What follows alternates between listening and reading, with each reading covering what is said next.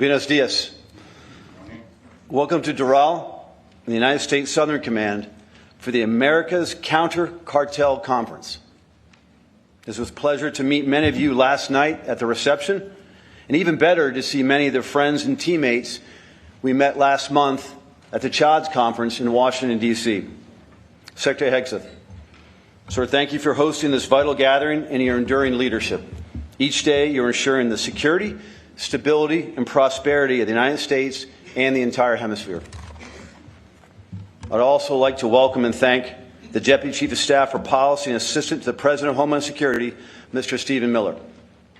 The Undersecretary of War for Policy, the Honorable Eldridge Colby, who will be joining us virtually today. The Chief of the National Guard Bureau, General Stephen Nordhaus. Spock, thank you very much for being here. The Assistant Secretary of War for Cyber Policy, the Honorable Catherine Sutton. The Acting Assistant Secretary of War for Homeland Defense and the American Security Affairs, and my now best friend, Mr. Joseph Umar. The Principal Deputy Assistant Secretary of War for Homeland Defense, the American Security Affairs, Mr. Mark Dibleson, and the Senior Advisor to the Secretary of War, Mr. Eric Garrissey, Mr. Patrick Weaver, and Mr. Philip Hegseth. And welcome, most importantly, to all of our partner nations' ministers, ambassadors, and leaders joining us today. Thank you all for being here. Today we stand together at a very critical moment. Narco-traffickers, drug cartels engage in campaigns of terror, violence, and corruption to enrich themselves and expand their insidious influence. They are poisoning and killing all of our nation's citizens. These sophisticated networks flood our streets with fentanyl, cocaine, and other drugs that kill at a higher rate than any conventional war. This is the single gravest threat to security in our region and across our hemisphere. To counter this threat, the United States is guided by the strategic vision of peace through security, set forth in both the United States National Security Strategy and the National Defense Strategy. These documents give our military a clear mandate in the Western Hemisphere to defend the U.S. homeland and increase burden sharing with our allies and partners to do so. We are your premier partner to work with, by, with, and through your nations to achieve shared objectives. But when necessary, we will not hesitate to act. Operation Southern Spear and Absolute Resolve are proof of this commitment. Through these efforts, the United States is combating narco-terrorism and drug trafficking and, most importantly, restoring deterrence. The Western Hemisphere is our neighborhood, and the narco-terrorists who seek to export drugs and death to our shores and your shores will be dismantled and defeated. As allies and partners, we must take aggressive action together, sharing the burden through cooperation. We now call upon our long-standing relationships built on a foundation of trust and linked through shared culture, history, and economic aspirations to unite for the benefit of all of our nations. Our mutual security is at stake.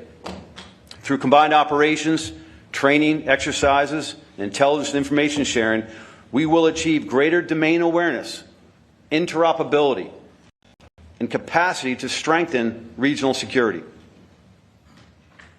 With all nations shouldering this burden, our collective resilience will prevent shared adversaries from using the region to further their maligned agendas. The time is now. Today marks the next step towards moving out to deter and defeat those who threaten the security, stability, and prosperity of the United States and this hemisphere. We all face these threats, and the most effective way to counter and eradicate them is by standing together. Before I turn the stage over to Mr. Humar, I'd like to once again thank you for your stalwart partnership. Your participation here sends an unmistakable message to partners and adversaries alike. We are taking the fight to the narco-terrorists and the cartels. Not only are we redoubling our commitment to defend the sovereignty and security of our nations, we are doing it together to realize our common vision of a safer, stronger, and more prosperous Western Hemisphere. Let's get to work.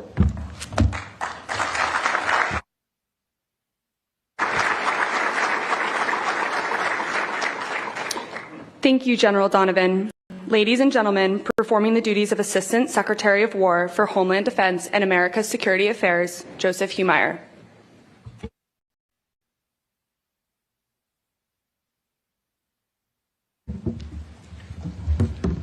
Good morning, buenos dias. And I'd be remiss if I didn't begin by thanking my new best friend, General Donovan, for your excellent remarks and frankly for your excellent teamwork here at SOUTHCOM. Your team has truly been amazing at putting all this together in just a matter of a few weeks. So thank you, General. I'd also like to begin by acknowledging a special team of senior advisors and defense officials who, if not for their efforts, and not just today, but over the last several months, we frankly just wouldn't be here today. So a special thank you to Principal Deputy Assistant Secretary Divelson, Acting Deputy Assistant Secretary Strasbaugh, Mr. Eric Garrissey, Senior Advisor Mateo Haydar, and a special, sincere, and heartfelt thank you to Senior Advisors Philip Hegseth and Patrick Weaver. If it wasn't for you, frankly, this would not have happened. To all our interagency friends and foreign partners, this is truly a historic moment for the United States, for the Western Hemisphere, and for the world. In the room today, we have senior leadership from the Department of State, Department of Homeland Security, National Security Council, Homeland Security Council, Office of National Drug Control Policy, Office of the Vice President, and of course the White House. I'm honored to be here with you today as Secretary Hegseth, Acting Assistant Secretary of War for Homeland Defense and the Americas. Welcome everyone to the first America's Counter Cartel Conference in history. Every morning before I enter the Pentagon, I say a prayer in my car to our Heavenly Father. And I do this because I'm blessed.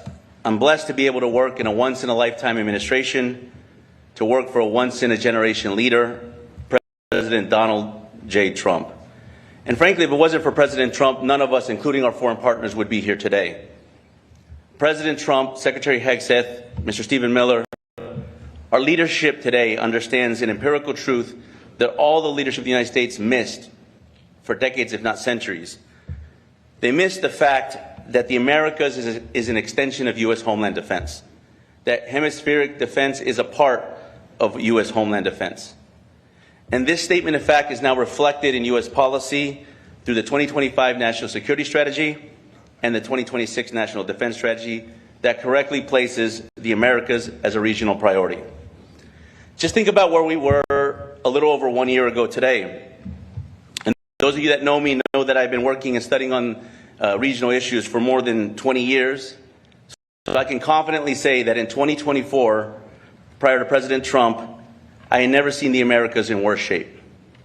Prior to President Trump, there was record-breaking illegal mass migration that was collapsing our border and many of your borders as well. There was record-breaking deaths of Americans from deadly drugs that was transiting through your countries and stealing your sovereignty. The explosion of transnational organized crime in every single country throughout the Americas was destroying our shared region. If you think about it, before President Trump, we were breaking all the records for all the wrong things.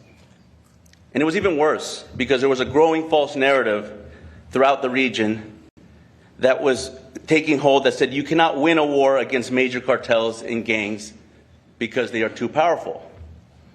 In some cases, and even in some countries, frankly, they were giving up and adopted a posture of, if you can't beat them, join them. That's not tolerable anymore. Not for the United States, not for your countries, and not for our neighborhood. If you look to your right and you look to your left, you will find partners that are willing to fight with you. And if we collectively fight together, there is no gang, there is no terrorist, there is no cartel that is more powerful than us. We are here today because each of you has committed to doing your part. And that commitment cannot just be lip service.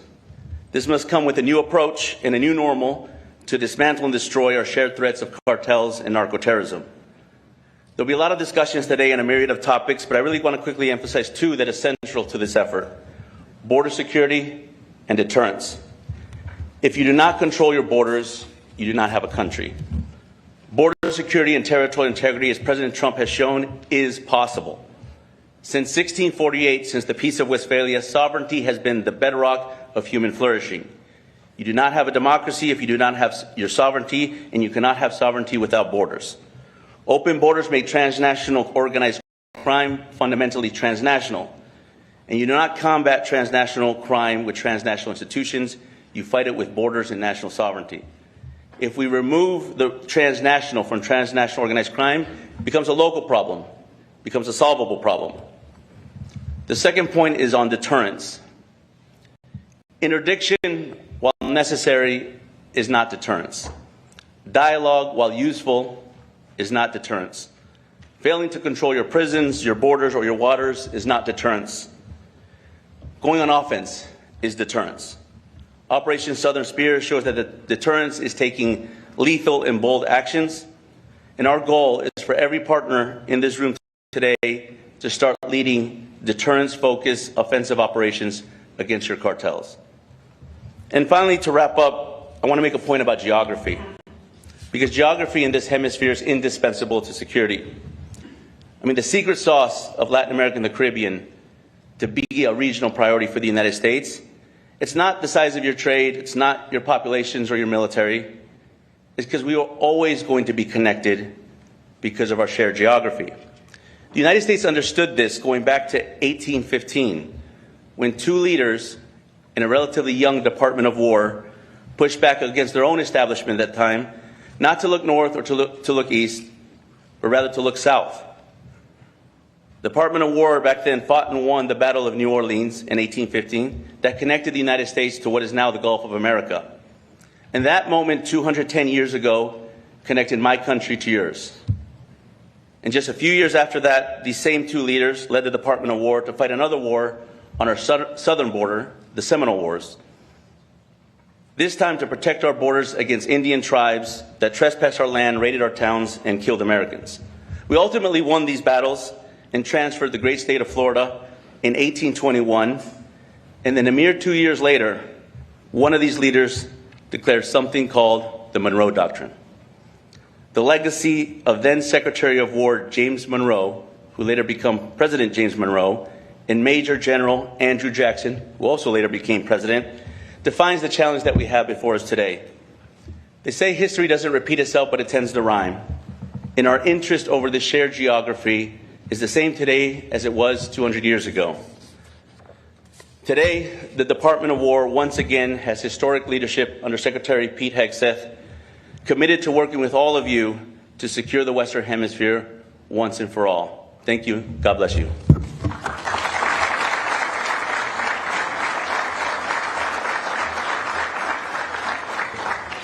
Thank you. I would now like to invite Deputy Chief of Staff for Policy and Assistant to the President for Homeland Security, Stephen Miller, to the podium. Sir, the floor is yours.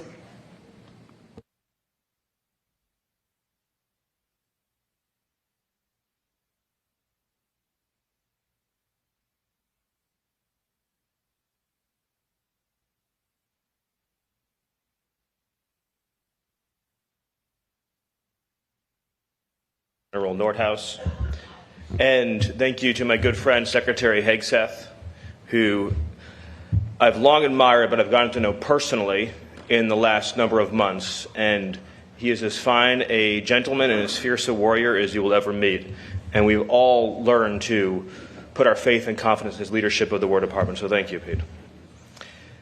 There's been a paradigm shift under President Trump in the Western Hemisphere in the last 14 months. Some of that was touched on by the earlier speakers, but just to restate it, we are not going to cede an inch of territory in this hemisphere to our enemies or our adversaries. Our national security, our homeland security, the safety and well-being of our people begins at home, begins in our neighborhood, begins in our home region. And for too long, we have allowed foreign enemies, foreign adversaries, and enemy terrorist organizations to control territory and spaces in this hemisphere where they can project power, project threats, and directly threaten the lives of your citizens and our citizens.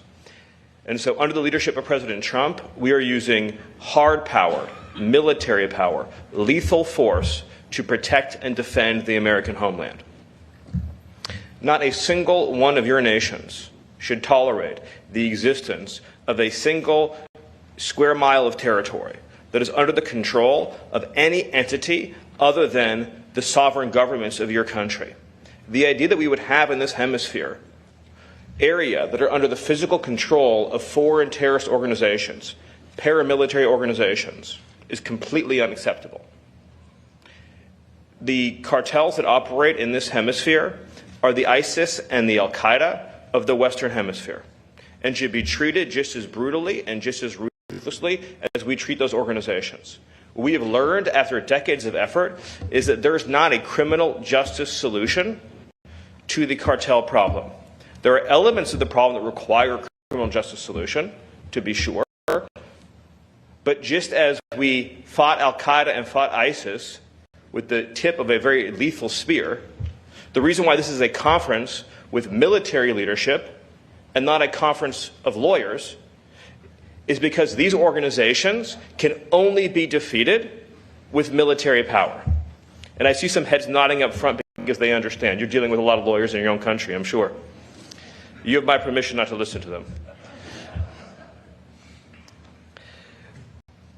The key condition of human flourishing, of prosperity, is order and security. A country cannot pursue economic growth, cultural enrichment, art, architecture, education, science, if it doesn't have fundamental security first. And for too long, we've been caught in a vicious cycle in this hemisphere where countries from Mexico down to the tip of South America do not provide their citizens with basic physical security. So those citizens, in search of economic opportunity, illegally immigrate to the United States. They pay the smugglers, they pay the cartels, who then grow richer, who then go more powerful. And then your countries, in turn, become poor because you've lost your citizens, you've lost your human capital, you've lost your opportunities to develop and to grow. So you get poor, the cartels get more powerful, nothing changes, nothing improves. You have to break that cycle. You have to completely sever it. And that begins by dismantling these organizations that deal drugs, deal violence, assassinate, extort, blackmail, and also traffic illegally in human beings. That is a form of terrorism too. Illegal immigration facilitated by criminal networks is a form of terrorism. And those who are stealing your children and stealing your families and stealing your human capital are part of that terrorist continuum and should be thought of as such. It is not a victimless crime when people are paying human smuggling organizations, because that money then fuels assassinations, it fuels violence, it fuels instability, and it continues this cycle. For decades, a lot of organizations were sent to your countries. These are known as NGOs. I think you know the term, non-governmental organizations. And they gave you very, very bad advice for a very, very long time. And basically they told you, in short, that you needed to be softer and gentler and nicer to the criminals, and that you had to demilitarize your approach and extend more rights and more opportunities to the people who are sabotaging and destroying your society. I would make the point to you, as others have pointed out before, including the president of El Salvador, that the West only achieved the place that it did in human history because it spent previous centuries eradicating the criminal elements within its territories. So the West that we came to know, that had the great music and architecture and science and the most powerful economy, it had spent centuries previous to that establishing order first. So that by the time you get, to say 18th century England, 19th century England, there have been centuries of previous history in which ruthless means were used to get rid of the people who were raping and murdering and defying established systems of order and justice. And then when people could live freely and peaceably, and children and families and women could be safe, then it became possible to pursue all of these higher elements of life. So when people who are coming to countries like yours that have had struggles and difficulties and pains and challenges, and they're telling you anything other than first and foremost, secure your countries and your territory, they're giving you not only terrible advice, but advice if someone had come to Europe centuries ago and they had followed that advice, Europe would have never become the Europe that it eventually became. And the reason why many Western countries are struggling today is they've forgotten the eternal truth and wisdoms they once followed. And that's why here under President Trump in America, we are returning to those fundamental truths. We're returning to those fundamental principles. So I'll just close by saying that you will have in President Trump, in the White House, in the Department of War, the Department of State, and the whole of our government, unwavering support, unwavering commitment, and fidelity in achieving this mission, which is very simply to eradicate the criminal cartels and terrorist organizations, to deprive them of control of weapons, spaces, institutions, and territory. And the human rights that we are going to protect are not of the savages that torture and rape and murder. The human rights that we are going to protect are of the peaceable citizens who have an absolute human right to live in physical safety and security every day of their lives. And in that mission, I promise you, we will be your closest partner. Thank you.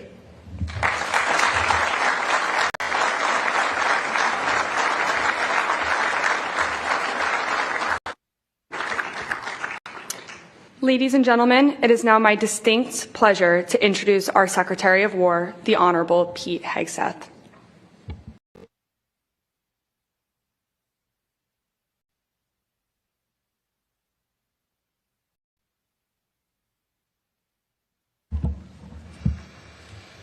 Well, good morning, everybody. Well, General Donovan and I are pleased to welcome all of you to Southern Command this morning. I'm honored to be the first Secretary of War to lead a hemispheric defense conference like this in more than 30 years. This conference is about you. This conference is about us. This conference is not called the America '*S, America's Counter-Cartel Conference. It's the America's Counter-Cartel Conference. This is about what we together can do. You know, it's been more than 200 years since our nation struggled for independence from foreign rule. The War of 1812 was about the United States defending its independence and protecting its territory. A 47-year-old Carolinian who was a major general in the Army, as was mentioned, Andrew Jackson, defeated a British army almost double the size. Addressing his troops after victory at the Battle of New Orleans, Jackson declared, "Natives of different states acting together for the first time have reaped the fruits of an honorable union." His success galvanized a young country. In 1816, our country elected a Revolutionary War hero as president. James Monroe fought in the Continental Army, leading a charge against German mercenaries fighting for the British. The enemy fired a musket ball at him. It severed his artery and he almost died. But the young captain rallied and grew to be governor of Virginia, Secretary of War, and one of our greatest presidents. In 1823, President Monroe said that the United States owed the success of that young country to the candor and amicable relations with other powers to affirm our national policy.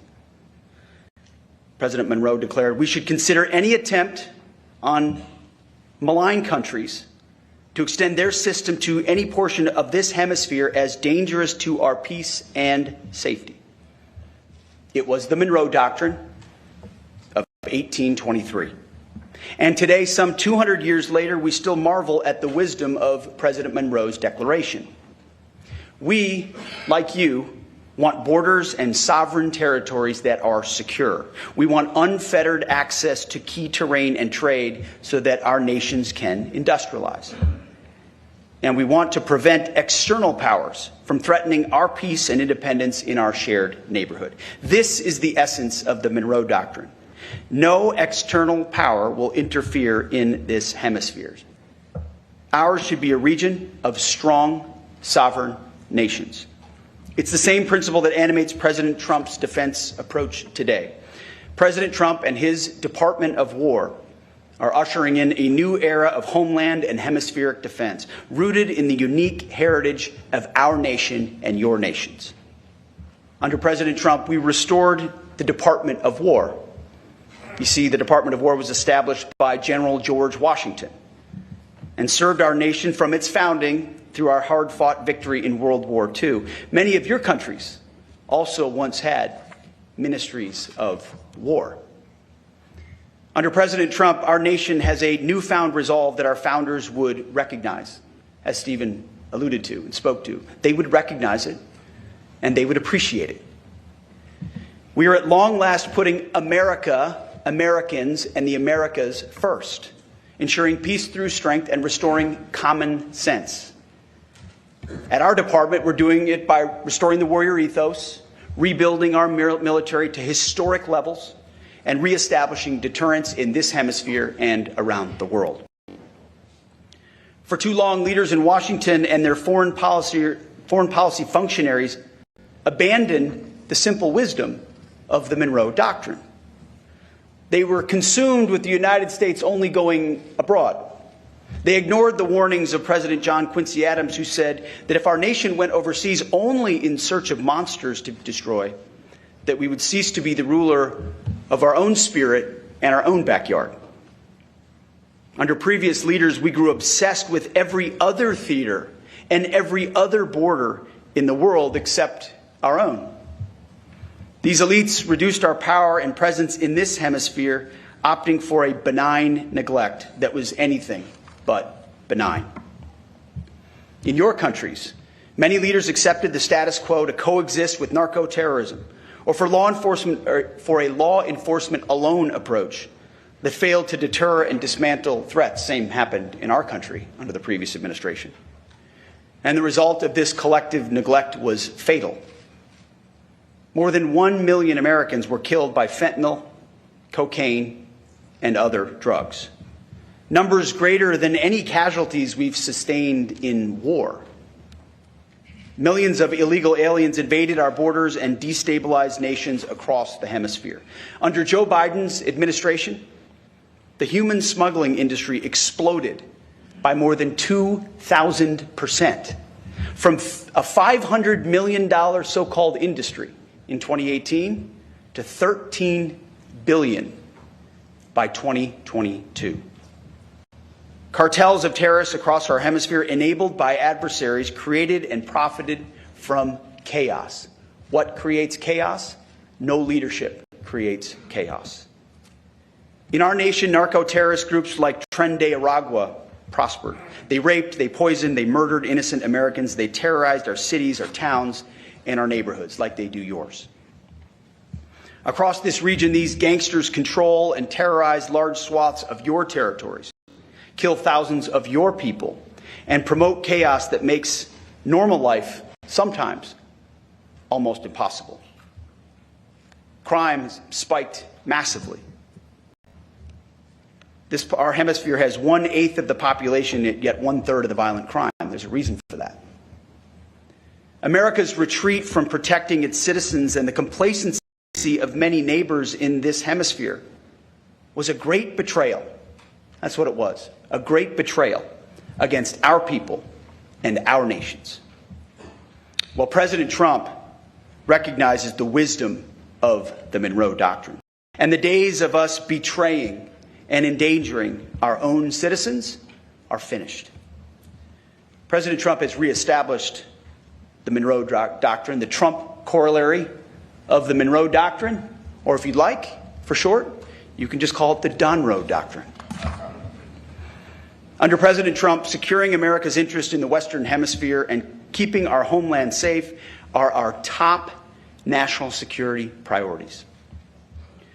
The President's historic national defense strategy ensures that the Department of War will prioritize resources around the threats and objectives that are core to homeland defense and the people and prosperity of the American people.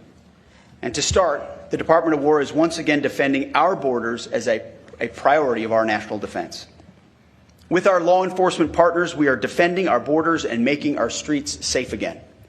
Crossings at our southern border, at the U.S.-Mexico border, have dropped to the lowest number in history. Murders nationwide have plummeted by more than 20%. We now have operational control of our southern border. 0 people are crossing our southern border. We will not rest until we have complete operational control of every inch of all of our borders. So it starts with us. We're addressing it, but we're not stopping there. Under President Trump, for the first time in history, the Department of War is on the offense against narco-terrorists as well. I should back up a step, though. In order to get 100% operational control of our border, we didn't just look at Border Patrol and say, that's your job. It's a law enforcement function. We deployed the United States military. Right now, the Division Command of the 101st Airborne is in operational control of the southern border. We ensured that the most capable assets we had in our country were deployed to our own border to defend that border against the narco-terrorists and drug dealers seeking to enter our country, not treating it simply as a law enforcement function. Working with our partners, but recognizing it's a core military function. But going on offense with Operation Southern Spear has restored deterrence against the narco-terrorist cartels that profited from poisoning Americans. Last month, we went a few weeks without targeting a single boat. Why? Well, because we couldn't find a whole lot of boats to sink. And that's the whole point, is to establish deterrence from narco-terrorists who have been able to traffic almost unfettered. And if the consequence was simply to be arrested and then released, well, that's a consequence they'd already priced in a long time ago. A new dynamic had to be put in motion in order for their decision cycle to change. And when adversaries are forced to move out of comfortable positions, as you know, as military men and women, they're more vulnerable when they're moving in a different direction, which is also the point. Drug overdoses that kill our citizens have dropped. Flows of fentanyl, a weapon of mass destruction, are down 56%. We will continue to destroy these threats. In January, U.S. forces raided and arrested the most dangerous house and the most dangerous compound inside the most fortified fort in the capital city of Caracas, of 2 indicted individuals, Nicolas Maduro and his wife, fugitives of U.S. law. Operation Absolute Resolve showed the bravery of America's best, our warfighters. Nobody can do what the United States of America can do. It's not even close. President Trump has shown what is possible when you reject the status quo delusion that threats to our homeland and our hemisphere are somehow secondary. America is prepared to take on these threats and go on the offense alone if necessary. However, it is our preference, and it is the goal of this conference, that in the interest of this neighborhood, we all do it together with you, with our neighbors and with our allies who are eager and willing and capable. To do this, to work together, we must first acknowledge what was lost and then understand what needs to be restored. All the nations represented in this room are offsprings of Western civilization. Our nations are and always will be united by our heritage, our history, and geography in this new world. We share the same interests. And because of this, we face an essential test. Whether our nations will be and remain Western nations with distinct characteristics, Christian nations under God. Proud of our shared heritage with strong borders and prosperous people ruled not by violence and chaos, but by law, order, and common sense. Or whether we are permanently torn apart by something else, led astray by competing forces, radical narco-communism and anarcho-tyranny, which threaten our people, borders, and sovereign lands in the name of a false sovereignty or a false peace. Uncontrolled mass migration, which overwhelms domestic resources intended for deserving citizens and drives unchecked crime and unchecked violence. Or the belief in so-called globalism that seeks to erase our distinct national identities in the name of tolerance, erase our borders in the name of compassion, and erase our warrior ethos and that which makes us strong in the name of so-called diversity and political correctness. One of the dumbest phrases in military history, which used to be echoed from the former Defense Department in the previous administration, they would say it over and over and over again, was "Our diversity is our strength." It's the single dumbest phrase in military history. Because what is our strength is our unity. Our strength is in our shared purpose, in the training we do together, the capabilities we have to do, we can do together. In our context, the Constitution we swear an oath to defend together, the uniform we wear together. That is our strength. We reject other notions and offer a new choice. We must defend our national interest and restore our national identities. Otherwise, the outcome is the same. Our hemisphere will be poorer, more dangerous, and weaker. This matters not because we seek to preach to you about culture wars or ideologies, or to tell you how to run your countries. We're not here to tell you how to run your countries. Instead, it matters how we assess the threats facing us and the choices that we make on how to overcome them. That is what will define our destiny. President Trump understands that today's threats to border security and key terrain in our hemisphere are existential questions for our nation and for all of yours. When adversaries conduct incursions in this hemisphere, off the coast of a U.S. state, Alaska, or off the coast of Greenland, or in the Gulf of America, or the Caribbean, that is a direct threat to the United States homeland and to peace in this hemisphere. When adversaries control ports or infrastructure along strategic choke points for U.S. and hemispheric trade, such as the Panama Canal, or install military facilities just miles off our shore, that is a threat to the United States homeland and peace to this hemisphere. When terrorist killers and cartels capture strategic infrastructure, resources, and entire towns or cities close to U.S. borders and U.S. shores, or profit from mass illegal migration, that is a threat to the United States homeland and a threat to all of you as well, to the Americas. The same adversaries that threaten our shared heritage threaten our shared geography as well.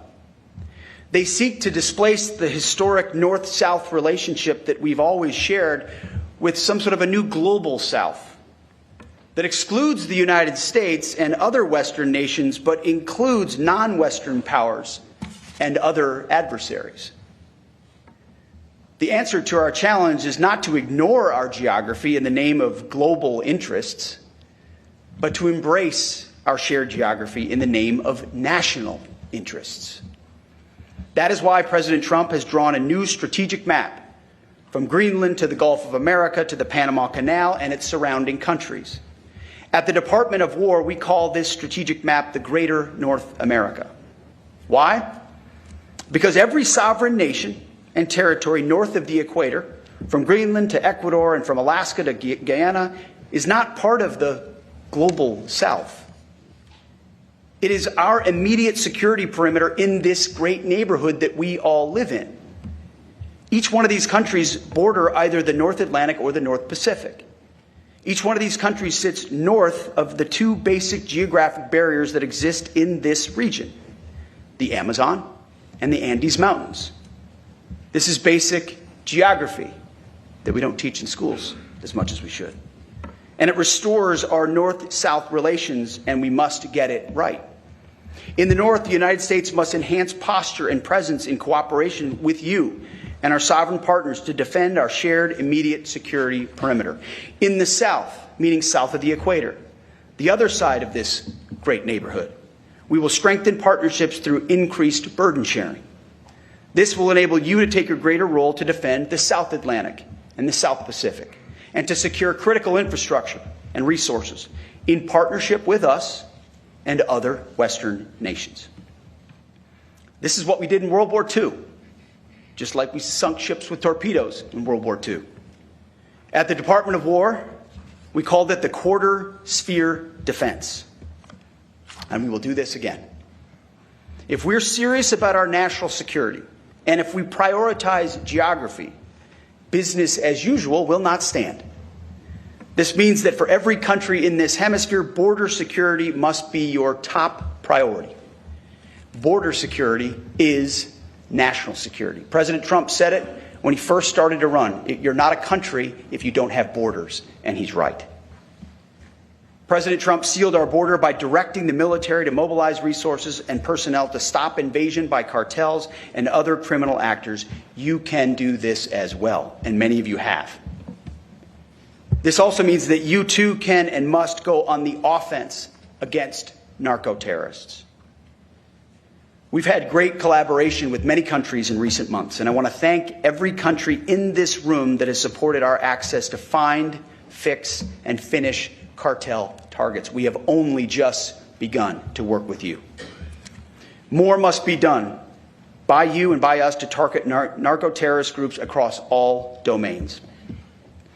We will dismantle narco-terrorist networks in this hemisphere, and we will deny access to the state adversaries who support them. We will correct the mistakes of the past, the mistakes of the so-called Global South. I want to thank General Donovan, who has been an excellent partner and a great new leader here at Southern Command. One of the great mistakes of the past was that our leaders didn't provide the U.S. Southern Command with the support that it needed. It was a command chock full of lawyers and social workers and NGOs, law enforcement. That's changing.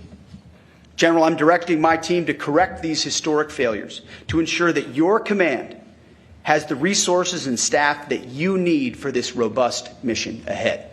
It's the least we can do. I want to, absolutely, thank you.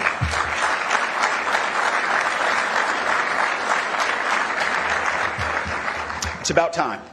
But it's not just us at the Department of War, and it's not just Southern Command. This is across the Trump administration. This is across the Department of War as well.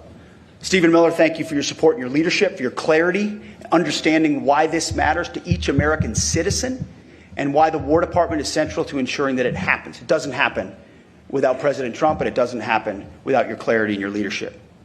I want to thank General Nordhaus as well for your support at every level. There's so many to thank. I see Corey Lewandowski here from the Department of Homeland Security. It doesn't happen without the Department of Homeland Security.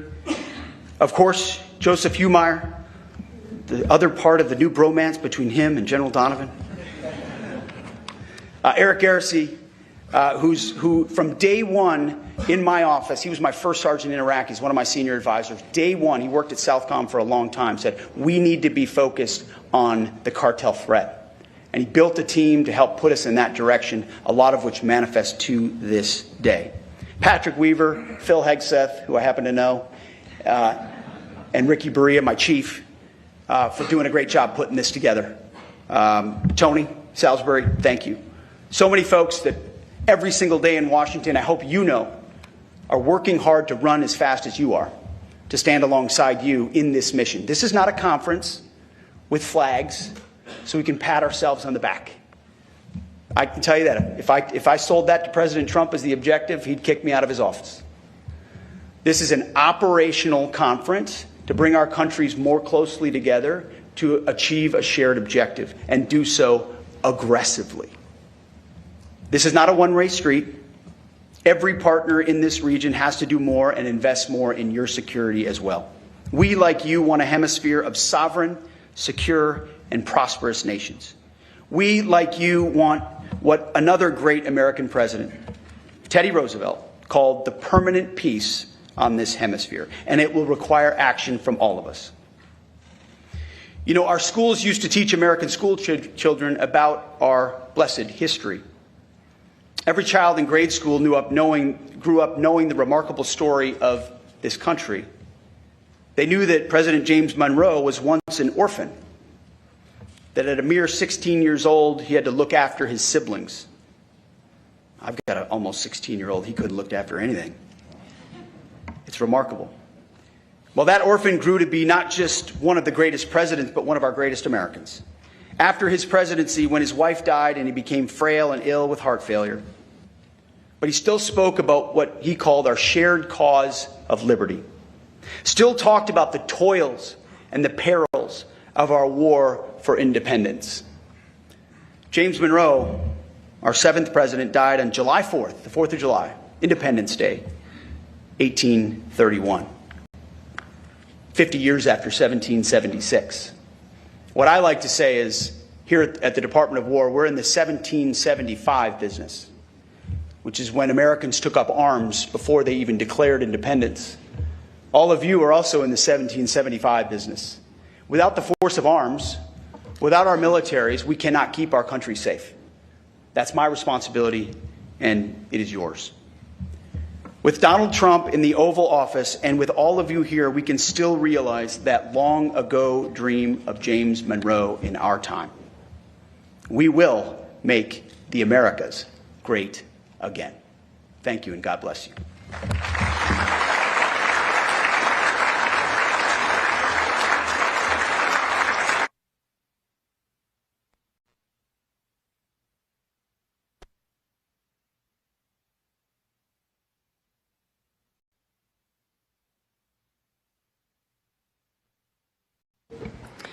Thank you, Secretary Hegseth. We now invite each of our partners to provide short remarks. Please deliver your remarks seated at your chair instead of coming up to the podium. Prime Minister Phillips of Guyana, you have the floor.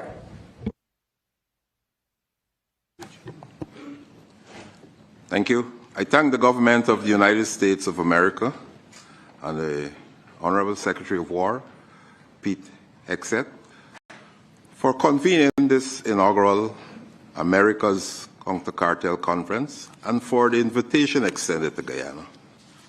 Guyana and the United States share a strong and expanding strategic partnership built on mutual trust and robust defense and security cooperation.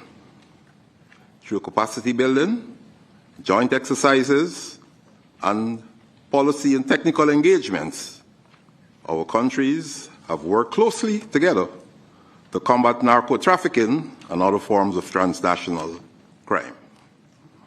The transnational activities of cartels, gangs, and other criminal actors threaten regional peace and security. These networks undermine the rule of law, weaken institutions, and threaten the safety and economic well-being of our citizens. For countries like Guyana, located along important maritime and regional transit corridors, addressing narco-trafficking and narco-terrorism requires strong cooperation among our nations. These threats demand coordinated intelligence sharing, enhanced operational cooperation, and strengthened defense capabilities across the hemisphere, and to continue to respect the sovereignty and territorial integrity of every state.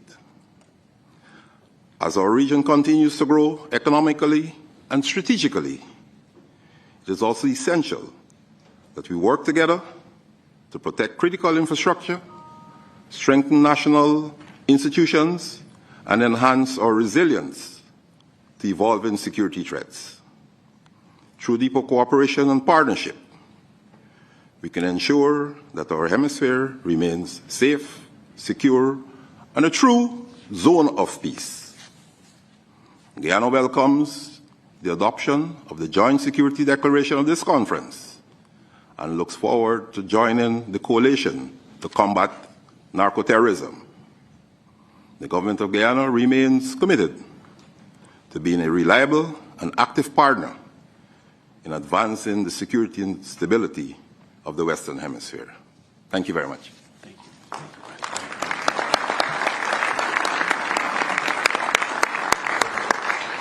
Thank you, Mr. Prime Minister. Lieutenant General Presti of Argentina, you have the floor.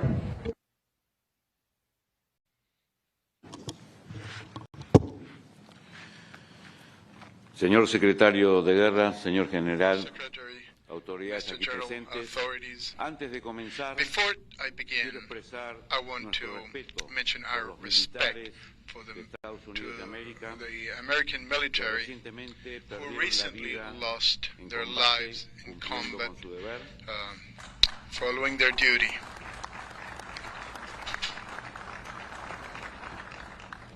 They served their country with honor. Argentina honors their sacrifice and feels for their families. Likewise, with the accident that the Bolivian Air Force, brethren country our condolences. I come here in the name of the President of the Argentinian nation, our Commander-in-Chief of our armed forces, our leader, Javier Milei, to reaffirm our commitment, the commitment of the Argentinian Republic with the safety and the stability of our hemisphere. The states of this continent confront similar threats, maybe in different intensity, which affect our citizens, our property, our strategic resources, and our critical infrastructures. Before these challenges, defense is a central function of the state. Argentina has a key place in the southern part of our continent. We are a natural axis of projection towards South Atlantic and the Antarctic, and an actor with direct incidence in the world, the global commerce, both because of our strategic resources and our ability to reproduce. This is a relevant position within the regional safety and security architecture and globally, with the responsibility to contribute to the stability of the full American system. Our central axis of our defense policy is development of human capital and an intelligent incorporation of technological innovation.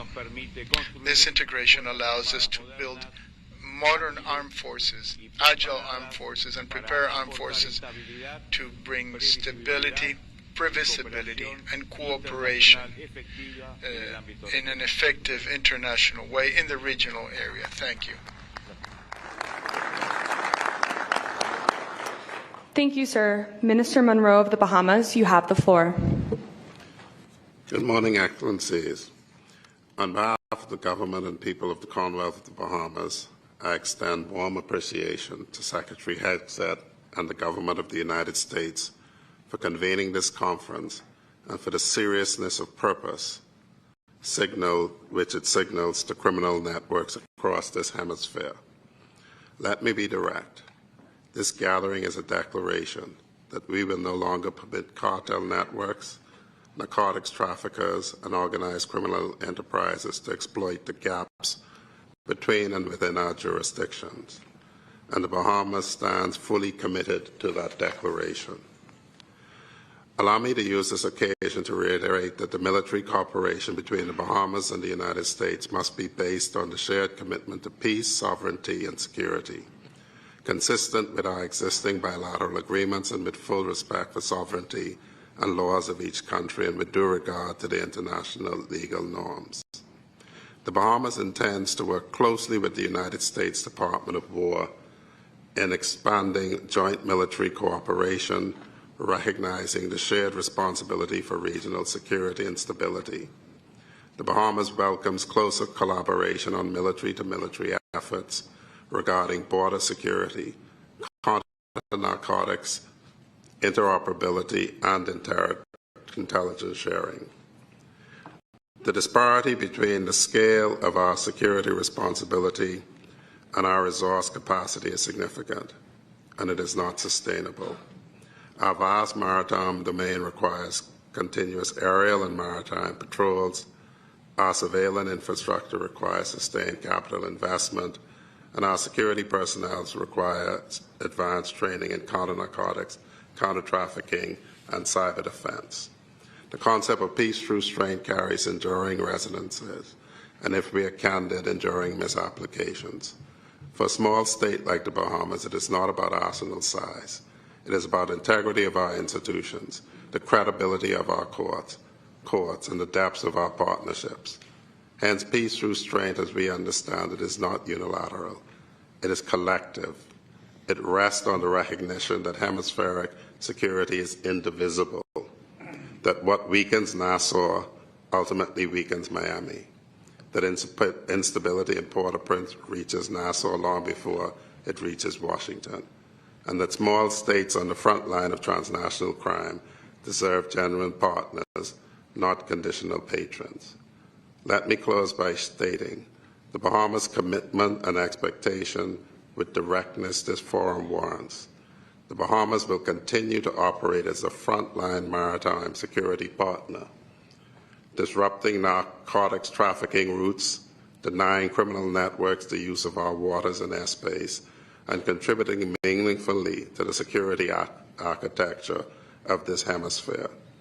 The Bahamas brings to this partnership something no defense budget can manufacture: geography, institutional commitment, and a track record of cooperation spanning more than 4 decades. We ask only what we give: genuine partnership grounded in mutual respect and shared responsibility. The Americas either secures itself collectively or it fails collectively. The Commonwealth of the Bahamas has chosen collective security, and we invite every partner assembled here to meet that commitment with equal resolve, equal investment, and equal determination. Thank you.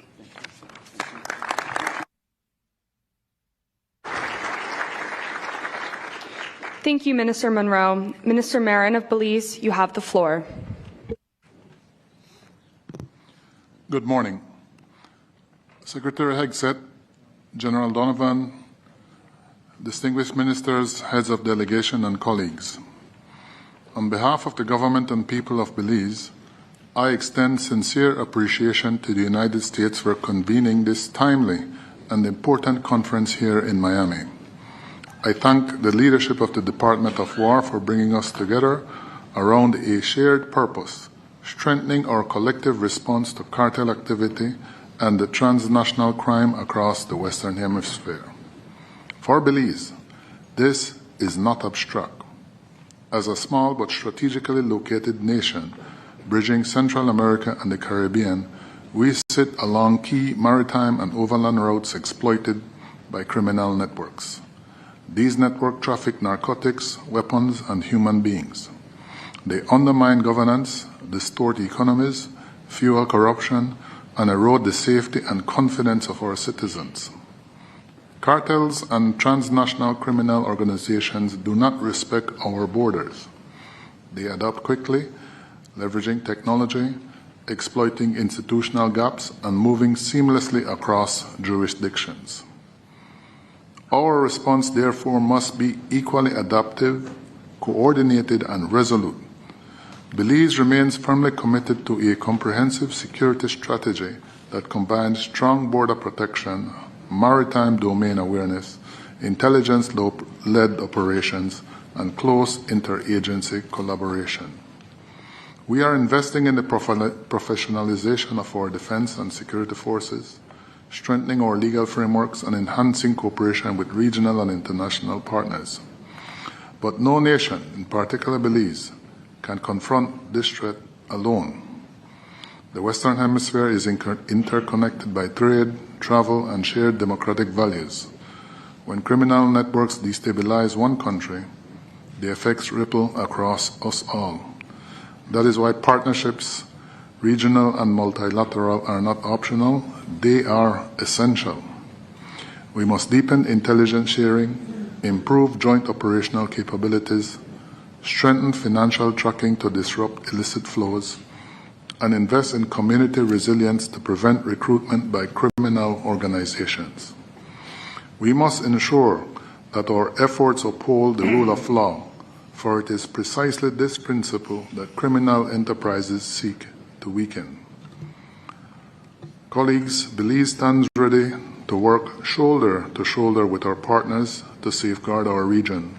Together, through unity of purpose and action, we can deny transnational criminal organizations the space they seek to operate and build a more and secure, prosperous hemisphere for all our peoples. Thank you.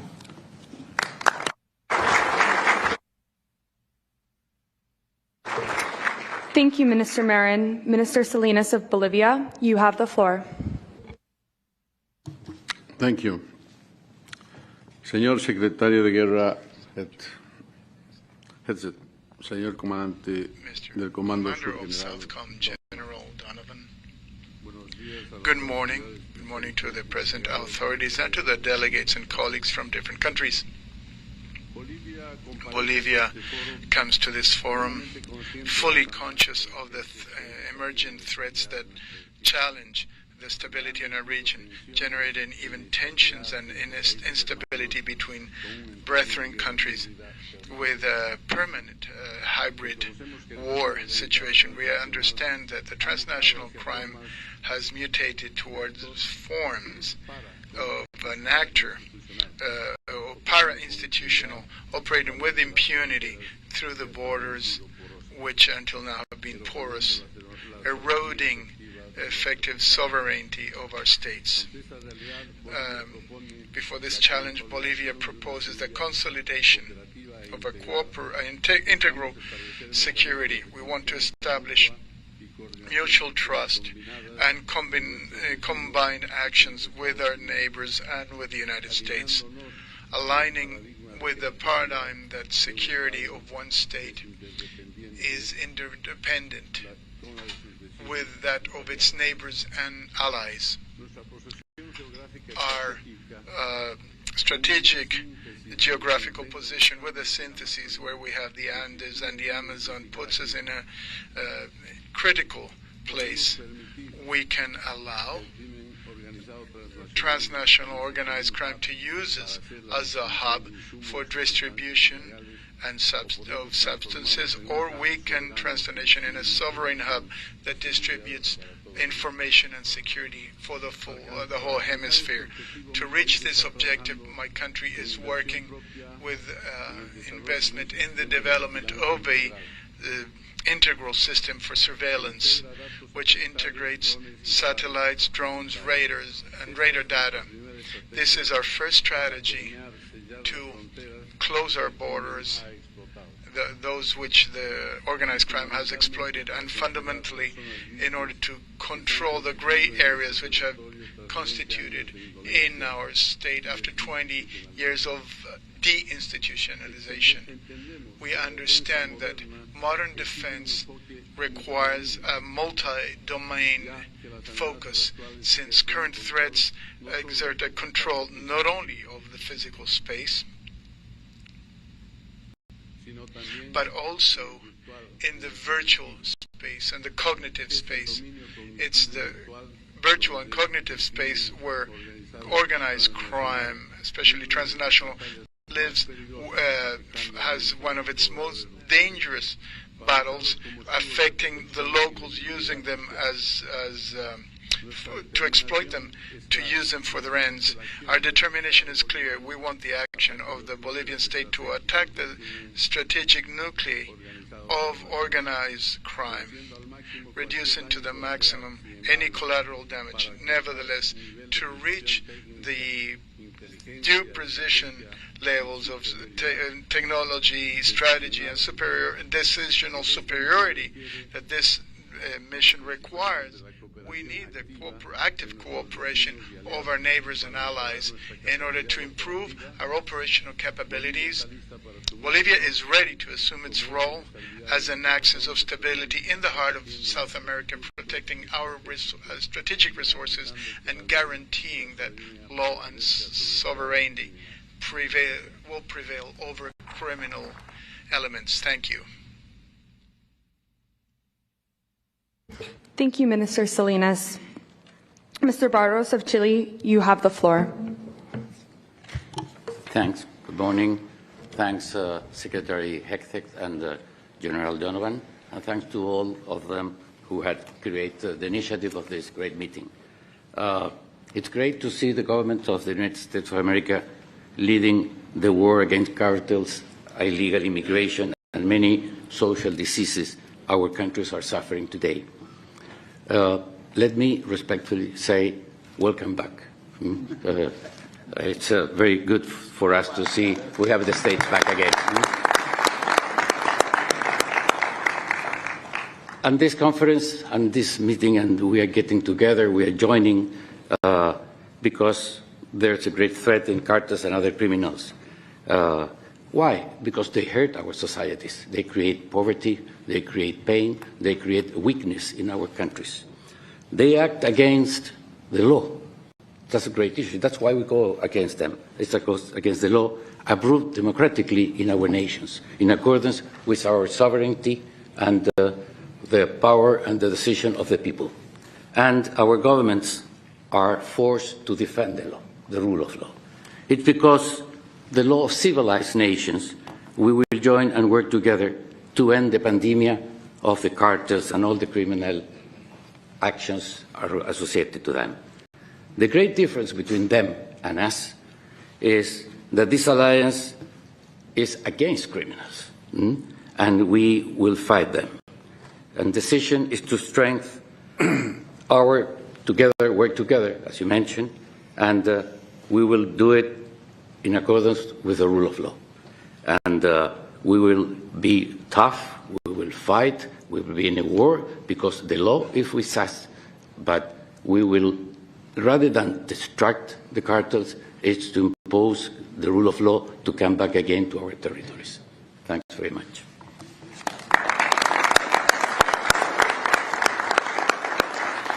Thank you, Mr. Barros. Minister Zamora of Costa Rica, you have the floor. Me circunscribo a las palabras. I want to extend my thanks to everyone. As my colleagues have said, we are thankful that the doctrine of the United States of the year 2026 gives priority to this continent because, Mr. Hegseth, you come in the moment that the Americas really need the support of the United States. Today, you're commanding, as in the past, Colonel Custer commanded the 7th of Cavalry, supporting the democracies in the continent at the moment in which we really need it. If we had to define the situation of the Americas before this current effort of the United States, we would have to define them as democracies that are committed or they're actually compromised by the power of drug trafficking and cartels. What the United States is offering us today is to work together so that our shared values of democracy and the civic values that we share with the people and the government of the United States become a reality in the whole continent. I'm talking to you from a country, Costa Rica, in which there's more Americans in our country than Costa Ricans in the United States. And that makes us understand how we are brethren, how American and Latin American countries, we're all brethren. The first thing is that my country understood that sovereignty is not a border that the drug traffickers don't respect, but the efforts of justice do. So we celebrated a joint patrol treaty with the United States gives police authority and jurisdictional authority to the American ships when they are in our seas. And this has been an effective deterrent. And today with SOUTHCOM, we are working so that all our borders have scanners in surveillance in air, sea, ground, so that no export that comes from the States from Costa Rica is not scanned. So we're going to stop drug trafficking, to use our commerce routes to bring drugs into the United States. And this joint effort that we're doing with SOUTHCOM, I think, is the proper signal in the line of creating this joint work.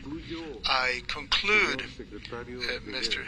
War Secretary, mentioning that there's also the Treaty of San Jose, which gives us the legal framework to increase this cooperation, these joint cooperation in security. Costa Rica is going to propose your name because with the leadership of the United States, our countries must define an operational vice presidency. And for us, it would be an honor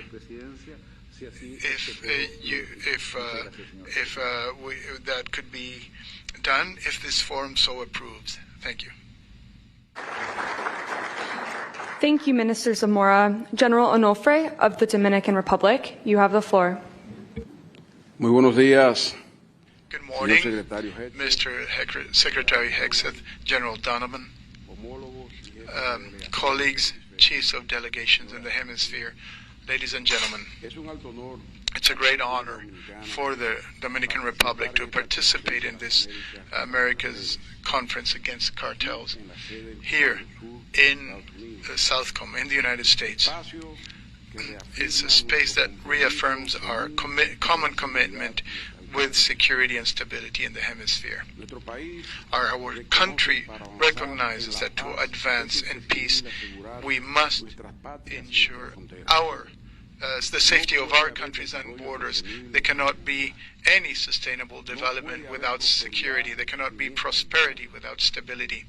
And our condition as Caribbean nation, which we have a key geostrategic position, we assume the challenge of countering drug trafficking, narco-terrorism, and transnational crime, and the emergent threats that impact directly our societies.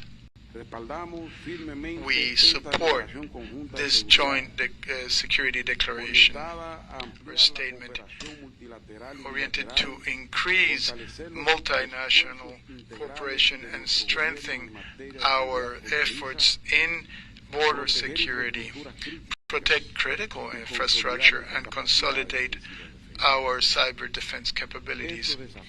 These challenges do not recognize borders. Therefore, our response has to be joint as a region.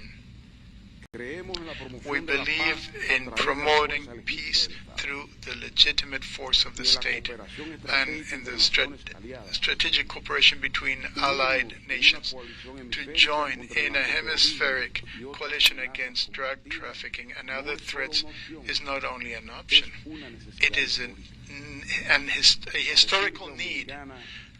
Dominican Republic reaffirms its commitment to stability, democracy, and the development of the region. We are ready to align our priorities, share best practices, that allows us to anticipate risks, deter threats, and protect our citizens. Together, with political will and coordinated action, we will strengthen the safety of the Western Hemisphere, and we will build a more prosperous future for our nations. Thank you. Thank you, General Onofre. Minister Lofredo of Ecuador, you have the floor. Good morning, everyone. I am here today representing the government of the Republic of Ecuador. I stand before this multilateral forum not only as a Minister of Defense, but as the spokesman for a nation that has decided with absolute firmness and political will to confront the greatest threat of our contemporary history, transnational narco-terrorism. We are at a turning point. The decisions we make at this conference will directly impact the security and stability of our future generations. Historically, our nations have shared the values of democracy, freedom, and the rule of law. Today, those values demand a common strategic response from us. On the basis of this principle, our national defense policy aligns with the United States National Defense Strategy. Ecuador recognizes that the border security is an essential component of national and hemispheric security. The threats we face have mutated.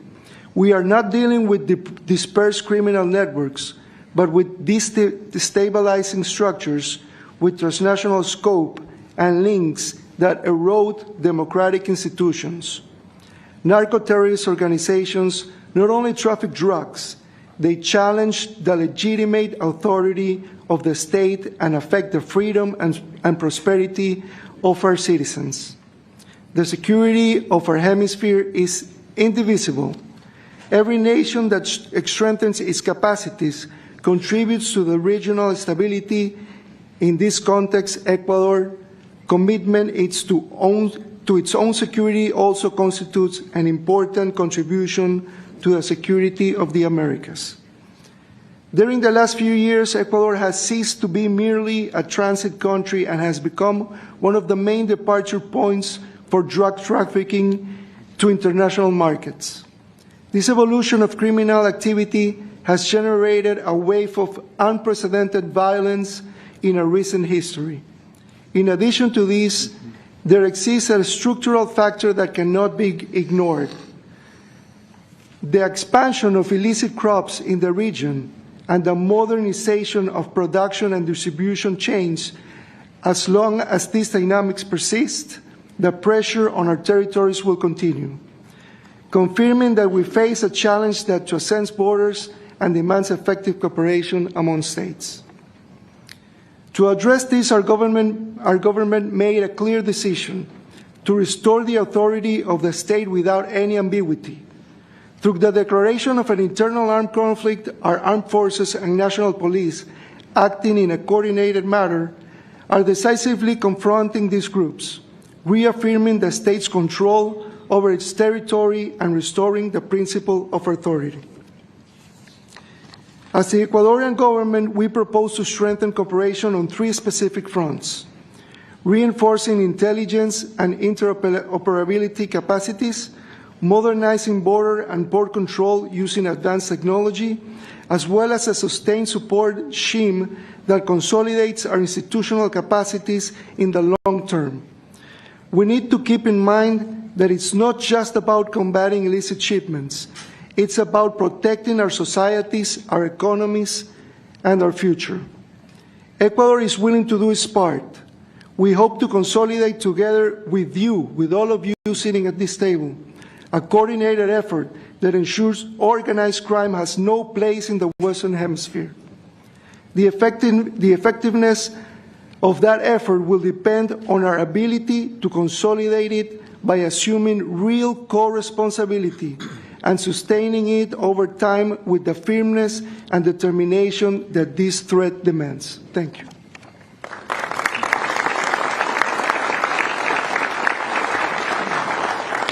Thank you, Minister Lafredo. Minister Marino of El Salvador, you have the floor.